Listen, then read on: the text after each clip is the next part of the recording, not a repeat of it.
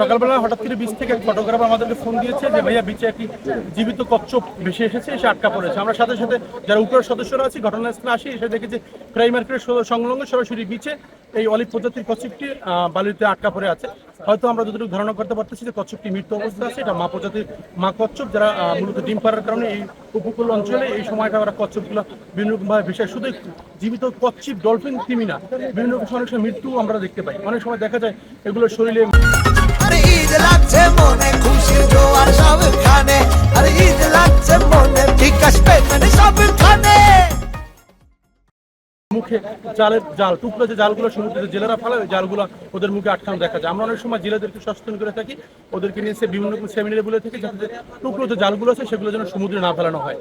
এই জালগুলোর কারণেই ওদের মুখে বাঁধার কারণে আসলে এগুলো মারা যায়। আমরা সাথে সাথে এই কচ্ছপটি পাওয়ার সাথে সাথে এখানে যারা প্রাণীর যারা চিকিৎসক তাদেরকে মেসেজ দিয়েছি, তারা যেন ঘটনাস্থলে চলে আসে। আমরা জানি যে ওনারা খুব নিকটতম এলাকা, এটি সুস্থ হওয়ার পরে আমরা এটা গভীর সমুদ্রে অবমুক্ত করার চেষ্টা করবো। ঘোরাঘুরি পথে দেখলাম সবাই জ্বর আর কি, শুনতে পারলাম যেখানে কচ্ছপ ধরা পড়ছে আর কি, দৌড় দিয়ে আসলাম এসে দেখা আর কি। ফার্স্ট টাইম দেখলাম কচ্ছপ এত বড়। ছোটটা দেখছি, অনেক দেখছি, বাট এখানে ফার্স্ট টাইম এত বড়, তো আবার সামনাসামনি আর কি ভিডিও করে নিলাম, ফটো তুলে নিলাম, এখন চলে যাচ্ছে। এরা রেস্কিউ করতে আসছে। জি, ধন্যবাদ আপনাকে। কুয়াকাটা সমুদ্র সৈকত থেকে আমাদের একজন ফটোগ্রাফার, আমাদের ভলান্টিয়ার সাইফুল ভাই কল করে দেন, ভাই সমুদ্র সৈকতে একটি জীবিত কচ্ছপ আটকা পড়েছে। খবরটা পেয়ে সাথে সাথে আমি সমুদ্র সৈকতে আসি। আসার পরে দেখি একটি অলিভ রেডলি প্রজাতির একটি মা কচ্ছপ, সেটি বালুচরে আটকে পড়ে আছে। সাথে সাথে আমি কচ্ছপটি নিয়ে গভীর সমুদ্রের ভিতরে যাই।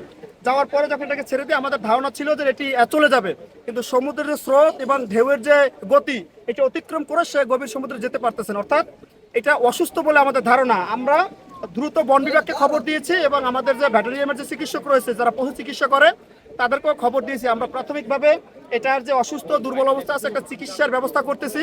এটাকে যদি সুস্থ করা যায় আমরা এটাকে আবার গভীর সমুদ্রে অবমুক্ত করব। এই মুহূর্তে আমরা কুয়াকাটা উপকূল পরিবেশ রক্ষা আন্দোলন উপর পক্ষ থেকে আমাদের টিম কিন্তু এখন এটার কাছে রয়েছে। এবং আপনাদেরকে আমরা একটা জিনিস জানিয়ে রাখতে চাই, কুয়াকাটা সমুদ্র সৈকতের বিভিন্ন সময় ডলফিন, তিমি, কচ্ছপের মৃতদেহ ভেসে আসে।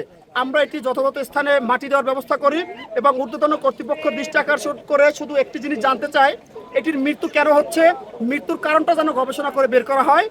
এবং বিভিন্ন সময় এই কচ্ছপ, ডলফিন আহত অবস্থায় আসে, আমরা উদ্ধার করে গভীর সমুদ্রে ছাড়ি। বেশিরভাগই মারা যায়, তবে দুই একটা হইলেও আমরা বাঁচাতে পারি। এটা নিয়ে আমাদের সর্বোচ্চ চেষ্টা থাকবে যাতে এটাকে চিকিৎসা দিয়ে সুস্থ করে আমরা আবার ছাড়তে পারি। আমি ময়পুর রেঞ্জের রেঞ্জ কর্মকর্তা মহোদয়ের নির্দেশ এবং উপরার সহযোগিতায়, উপরার মাধ্যমে আমি জানতে পারি যে কুয়াকাটা সমুদ্র সৈকতে একটি রিডলি প্রজাতির একটি কচ্ছপ ভেসে আসে। তো আসার পরে দেখি যে কচ্ছপটা খুবই খারাপ অবস্থায় আছে, এটা প্রায় মৃত অবস্থায় আছে। তো আমরা এটারে বাঁচানোর চেষ্টা করতেছি। আর আমাদের যে বাচ্চু ভাই আছে কুয়াকাটা প্রেস ক্লাবের, ওনার মাধ্যমে আমি জানতে পারি যে উনি বারবার সাগর পাড়ে নিয়ে গেছে, সাগরে নিয়ে গেছে পানিতে, কিন্তু তাও ওইটা মানে সাগরের স্রোতের কারণে সাগরে যেতে পারতেছে না। পরবর্তী কার্যক্রম কি আপনাদের? তো পরবর্তী কার্যক্রম হচ্ছে আমরা ভেটেরিনারির সাথে যোগাযোগ করে, ভেটেরিনারি আসলে ওনার কচ্ছপটার প্রকৃতভাবে যে ট্রিটমেন্ট দরকার, ওই ট্রিটমেন্ট করার পরে যদি সুস্থ হয়, স্বাভাবিক অবস্থায় আসে, তখন আমরা আবার সাগরে অবমুক্ত করব।